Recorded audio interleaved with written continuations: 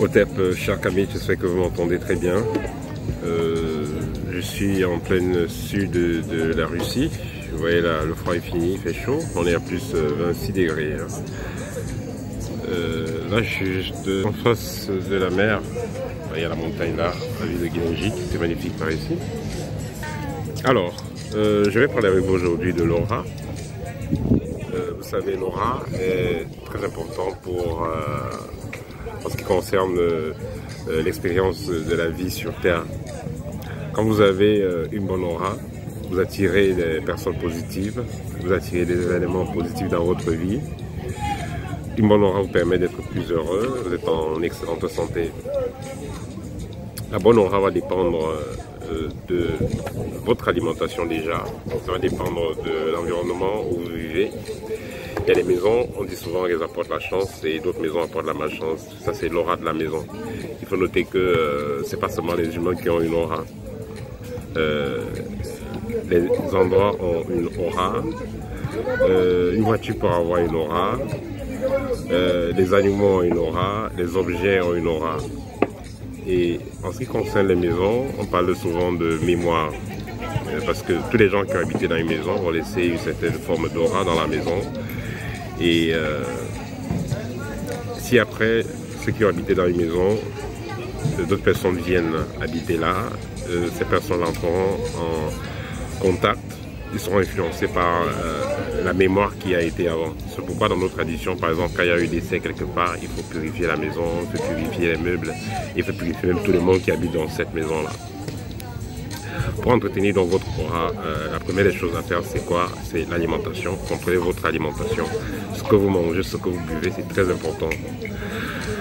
En second, il y a également le lieu où vous vivez, c'est important en ce qui concerne votre aura. Vous vivez dans une maison sale, mal agencée, avec des objets déchirés, des vieux objets, tout ça, ça va baisser votre aura.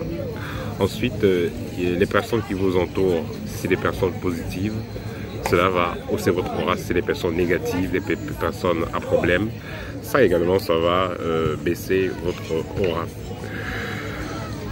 Également, il y a la méditation, passer le temps dans les endroits naturels, au bord de la mer, voilà, dans la forêt, tout ça, ça augmente votre vibration, mais également ça influence positivement votre aura. Passez le temps donc seulement, vous êtes au 20e étage, vous habitez dans le sous-sol, sans vous frotter à la nature, sans vous frotter aux montagnes, sans vous frotter à la mer et tout ça, ça affaiblit votre aura. Un avantage qu'on ne va pas oublier quand vous avez une aura positive, c'est que vous dormez bien et que vous avez une bonne santé, vous rencontrez des gens positifs. Mais également, quand vous avez une aura positive, vos rêves sont superbes et c'est difficile qu'une attaque vous fasse du mal. C'est difficile qu'on réussisse à vous avoir par une attaque de magie. Parce que quand vous avez une aura solide, voilà, vous avez une aura solide, les attaques ne vont pas fonctionner sur vous quand vous avez une aura solide. Parce que, comme je le dis souvent, le poisson, c'est ses écailles qui le protègent. Le serpent, ses écailles et sa morphologie qui le protège. Le lion, l'aigle, chaque être est façonné de cette façon pour qu'il puisse bien vivre son expérience sur Terre, dans la matière. Nous, en tant qu'êtres humains, nous sommes des êtres à la base spirituels, mais l'essentiel pour nous, c'est la 3D, c'est-à-dire le plan de la matière sur un plan, mais ce plan de la matière des plans aussi de la 4e D et bref, du plan spirituel.